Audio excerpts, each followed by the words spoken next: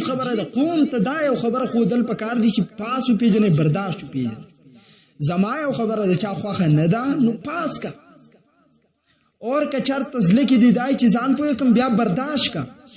دا دوه مسلې دي مې دا نشته دین خلک خبرول پکار دي. دا ملک چې دا رسترو خزانه ده خدا رسترو خزانه موږ د چانه غواړو موږ د چانه غواړو دا غ چانه غواړو بس به وي مړه پریدا. مولانا فضل الرحمن صاحب له اوټ یو هم نور کوي او چې خبره راشي مولانا چرته دی مولانا پتا کې دن نه دی مولانا چرته دی هغه ورځو کې دی سویل چې مولانا چرته دی چې اوټ ورکم په دې ورځو کې را پاسي.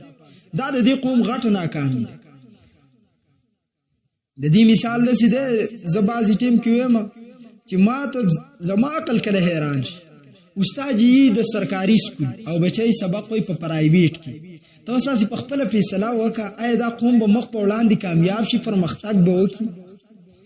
دا خو صفات قوم ته چې په دې سرکاري سکول کې زه صرف او سبق چې پرایویټ سکول کې دي په اجرای شیندو په داسې خلکو خارخ ناراضي او چې مولا لاس در واغستې د مولا تنها به حلاله کې حرامه. دا قوم کس مخ کې لاړ او کدا کامیاب زما په دې مخ پنجاب والا سنا سپاس او برداشت والا قصه پیجن مخ کې روان دي سن والا پیجن تاسو ورته ګوره مخ کې روان دي زمنګ تاسو ټول انرژي چا پړای لا کو ختم کړه چا په حسد ختم کړه او په خپل یو شیز نشه حاصلوله نو بلتم نشي پیرزو کوله. بهرحال حلال طرف ته توجه اهل سنت والجماعت په نسبت باندې د حلال زناور و ازا چې دي د خوراک مکروه دي. امام ابو بکر عبد الرزاق بن همام بن نافع الحميري الصنعاني وفات 211 هجری. امام ابو بکر احمد بن حسین بن علی بن موسی البیهقی رحمت الله علیه 458 هجری حدیث نقل کړي. امام بیهقی رحمت الله علیه چې کله دا کتاب لیکو نو د دې لپاره جدا کور اغستو په ځان پسې گیټونه هر څه بالکل بند کړي ډېر سختي تیر کړي دي مشرانو د دین. عن مجاهد قال كان رسول الله صلى الله عليه وسلم يكره من الشاة سبعا. رسول الله عليه السلام مکروه ګڼل د غړي بيزينه وسيزونه الدم والحياء والانثيين والغد والذكر والمثانه والمراره. دم مسفوح روانینا او ماده د زناور شرمګا د نر زناور چې کوم شرمګا یاغه خصيتینو پیژنې حدود او د نر زناور د امتیازوزه او مسانا او فتح دا نبی علیہ الصلوۃ والسلام مکروه ګڼلی.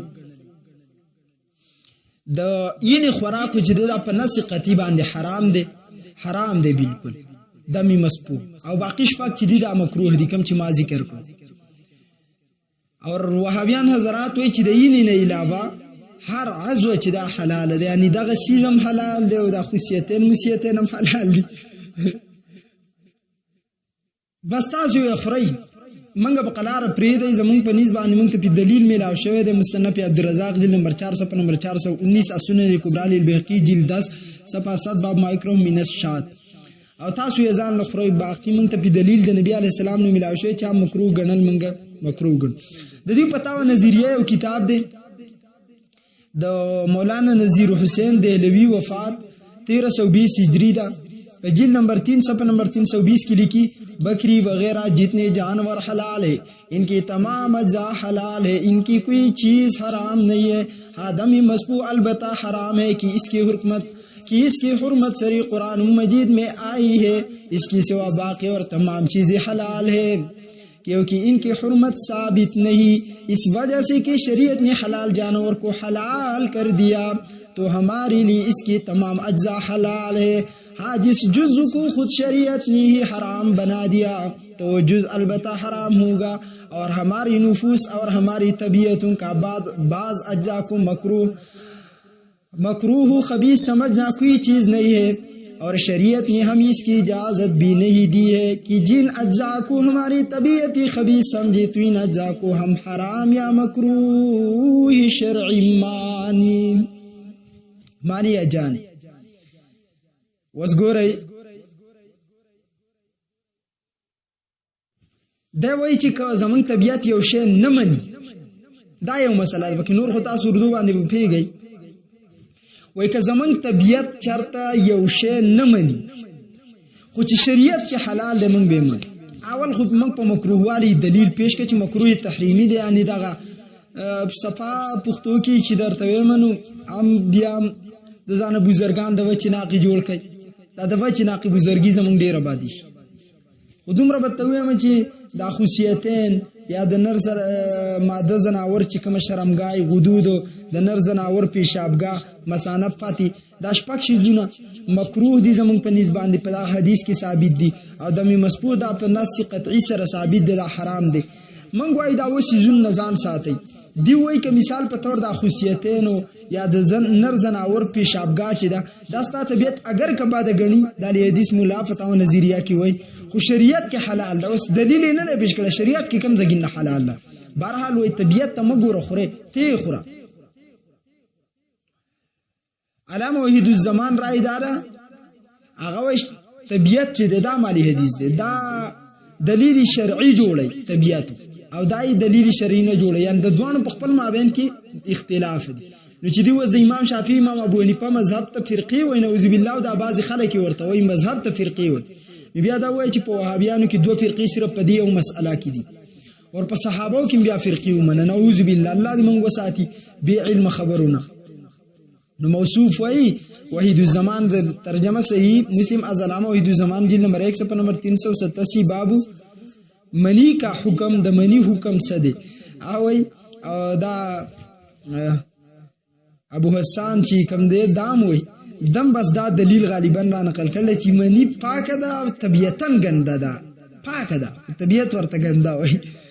اب ہماری اصحاب کیا ایک قول ضعیف اور ہے وی زمانگ علی حدیث یو قول ضعیف بلم دے اور یہ کہ منی عورت کی نجس ہے چې د خزی منی نجس ده اور مرد کی پاک ہے اور د سڑی پاک ده.